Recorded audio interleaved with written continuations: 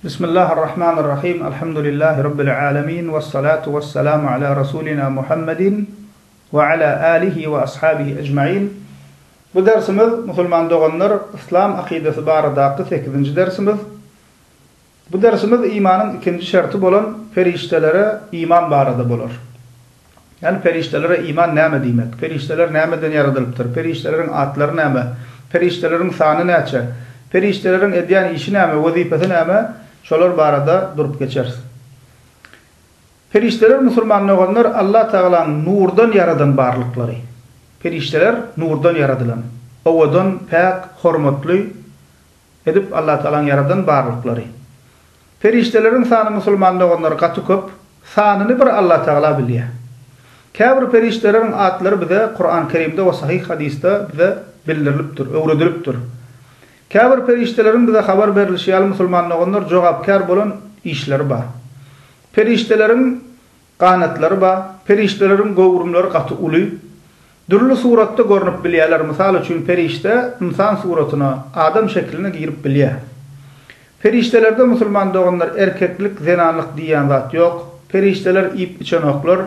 Ferişteler Allah Taala'nın buyruklarını, emirlerini berca edýärler, Allah Taala'nı zikir edýärler we Allah Taala ibadet edýärler. Sahih Müslim'de Ayşe enemizden haber berilen hadisinde Peygamberimiz sallallahu aleyhi ve sellem ferişteler barada şeýle diýär: "Hulikatil melaiketu min nur ve hulikal jannu min marij min nar ve hulika Adam mimma wusifa lekum." Ferişteler nurdan yaradyldy, jinler otdan yaradyldy, Adam size vasf edilen zatdan yani toprakdan yaradyldy diýip Peygamber sallallahu aleyhi ve sellem bize feriştelerin nurdan yaradylanlygyny habar berýär, bize öwredýär. Feriştelerin Müslüman doğanlar sany gaty köp diýdik. Sahih Buhari'de we Sahih Müslim'de habar berilişi ýaly Mi'raç gijesinde Peygamberimiz sallallahu aleyhi ve sellem 7 gat asmanyň üstünde bir öý görýär. Ve Cebrail aleyhisselamdan ferişteden ol öýüň nämeligini soraýar. Şonda Cebrail aleyhisselam aýdýar: "Hâzâ beytul ma'mur yusalli fîhi kulla yawmin 70.000 melek. İza haraju lem yaudu ileyhi ahir ma aleyhim." Diye Cebrail aleyhisselam bu diye Beytul Ma'mur ol yerde her gün 70.000 ferişte namaz kılýar, bir kılanam gaýdyp ol ýeri gelmeýär diye, sebäbi olary nowbat ýetmeýär. Gözüňize getirin Müslüman doğanlar, bu hadisiň aýdylanyna Miraç wakasynyň bolup geçende 1400 ýyl geçti. Ondan öňe hem bar intak. Diňe ondan bärlikden alyp görsak, her gün 70.000 ferişte gelýär Beytul Ma'mura namaz kılmak üçin we gaýdyp ol 70.000 ferişte ol ýere gelmeýär, sebäbi olary nowbat gelenok. Yani sanynyň ne derece kendigini gözüňize getirin Müslüman doğanlar. Şerh Müslim'de İmam Nevevi rahimehullah şeýle diýär: "Ve fi hâzâ a'zamu delilin ala kesretil melâiketi salavatullahi ve selamuhu aleyhim." Diýär İmam Nevevi rahimehullah, bu diýär feriştelerin sanynyň gaty köplüğini görkezýän iň uly delildir diýär. Allah Taala'nın salavat we salamy olara, yani feriştelere bolsun diýär. Käbir feriştelerin Müslüman doğanlar Kur'an-ı Kerim'de ve sahih hadislerde bize atları bildirilipdir. Misal üçin Cebrail, İsrafil, Mikail, Munkar ve Nekir, Malik, Melekul Maut. Şu yerde Müslüman doğanlar ayetin belli hökmünde bizim içimizde can alıcı ferişte näme diýerler? Ezrail diýerler. Ulamalarımız diýär, Kur'an ve sahih hadislerde can alıcı ferişte Ezrail diýip geçmeýär. Ýerden bolsa bir ýerden Müslümanlaryň arasyna giripdir, şol atlandyrma, şol gidip otyr, muň büýüne arkasyny sereden bolmandyr bizim içimizde. Asly barmy, sahihmi, dogrymy, dälmi diýip sereden bolmandyr. Şeýdip Müslümanlaryň içine girip galypdyr. Dogrusu näme Müslüman doğanlar? Can alıcı ferişte Melekul Maut diýilýär. Can alıcı ferişte Melekul Maut. Şoň üçin Ezrail diýilýän ady näme aýtmak bolmaýar. Kur'an we sahih hadisde nähilek atlandyrylan bolsa biz hem näme şol hile atlandyrmaly. Özümizden bir zatlar näme at takyp feriştelere o arada aýtmaly däl Müslüman doğanlar.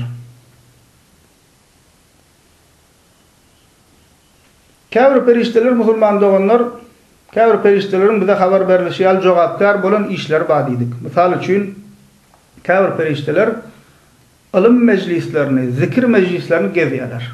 Bir yerde oturup Allah Teala ayatlanyan bolsa, bir yerde İslam dinini öğrenmek için insanlar üşüyen bolsa, bir yerde Kur'an okumak için insanlar üşüyen bolsa, şol ilim, zikir meclislerini geziyen perişteler var.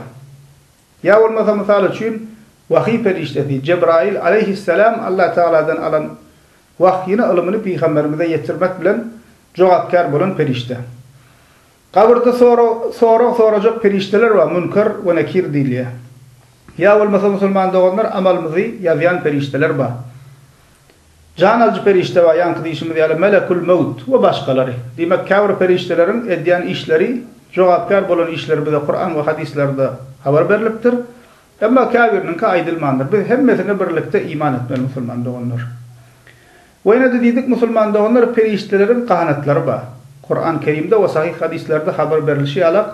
Allah Teala Kur'an-ı Kerim'de Fatir suresinin 1. ayetinde şöyle diye: Elhamdülillahi fatiris semavati vel ardı ca'ilil melaiketi rusulen uli ecnihatin mesna ve thulâtha ve ruba' yezidu fil halki ma yeşâ innallaha ala kulli şeyin kadir.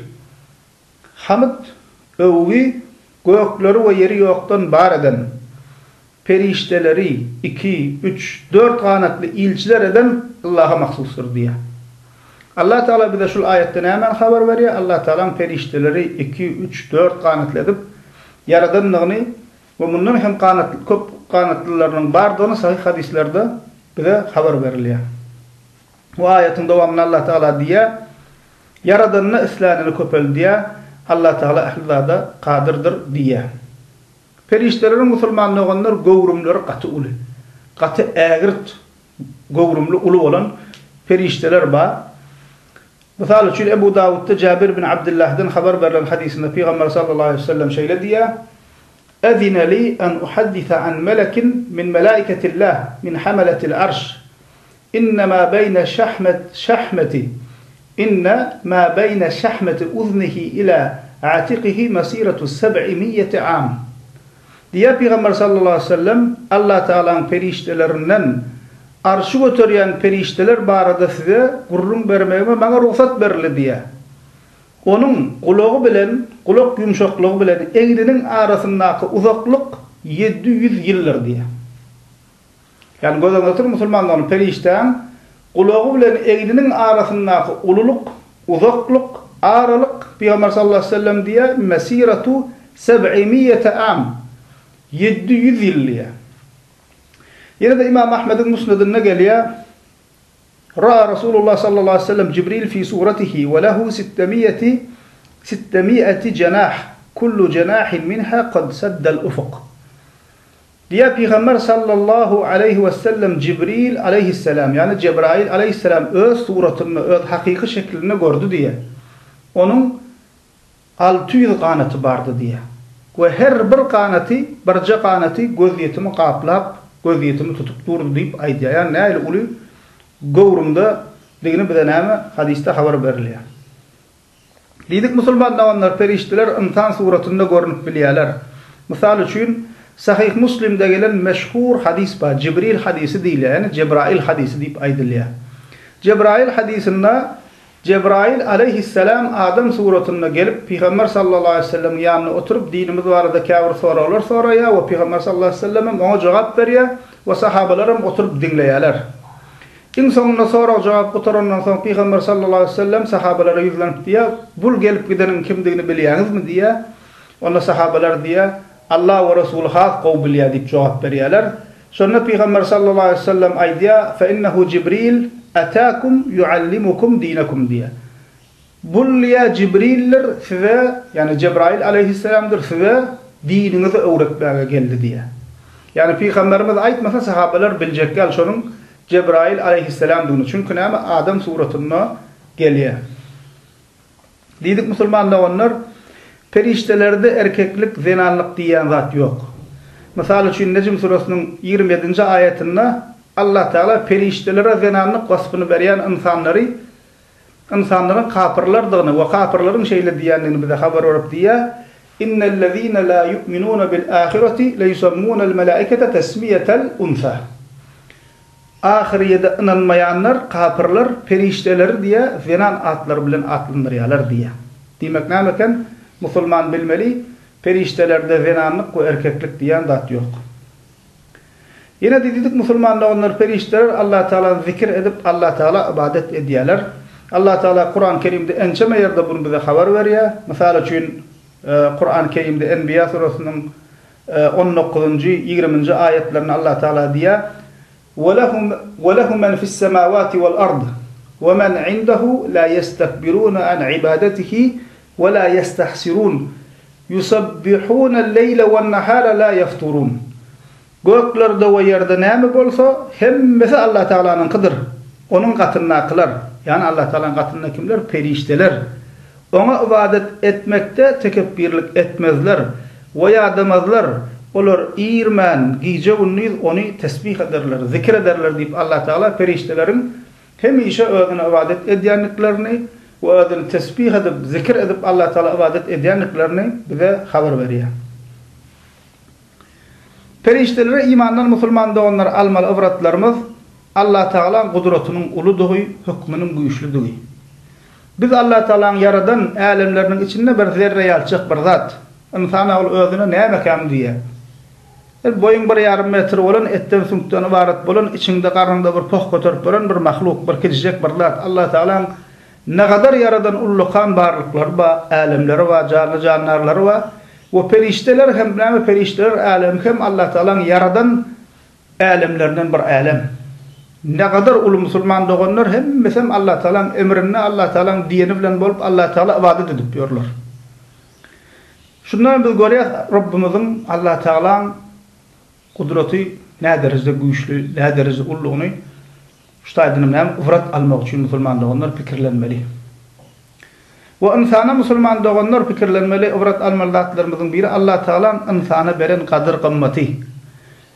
Hatta kâfir perişteler insan oğluna Allah Teala insan oğluna cevapkar edip koyuptur. Misal için bizim näme? Günahımızı ve sogabımızı ýaýan perişteler.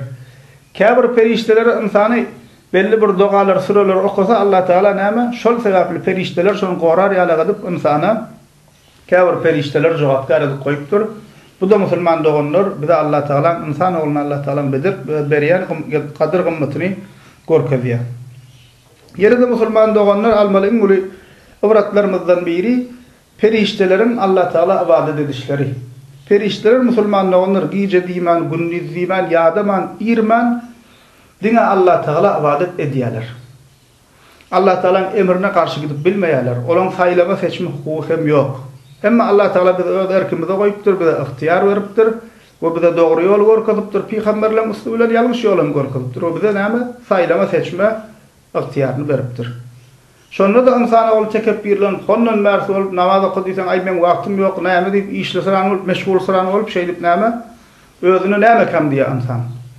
Emma näser etmeli musulman doğanlar obrat almaly. Allah Teala bizden kan esse güýçli bolan, bizden esse näme? Üstün bolan barlyklar hem özüne boýun edip goýupdyr. Şolar irman ýadaman Allah Teala ibadet edýärler. Şonuň üçin näme musulman doğanlar biz hem periştelerine şu görnüşde perişteler doğru görnüşde iman edip periştelerden ibret alıp olar gowurmaly, olaram Allah Teala'nın kullary we Allah Teala'nın nurdan yaradan barlyklary. Alhamdulillahi rabbil alamin.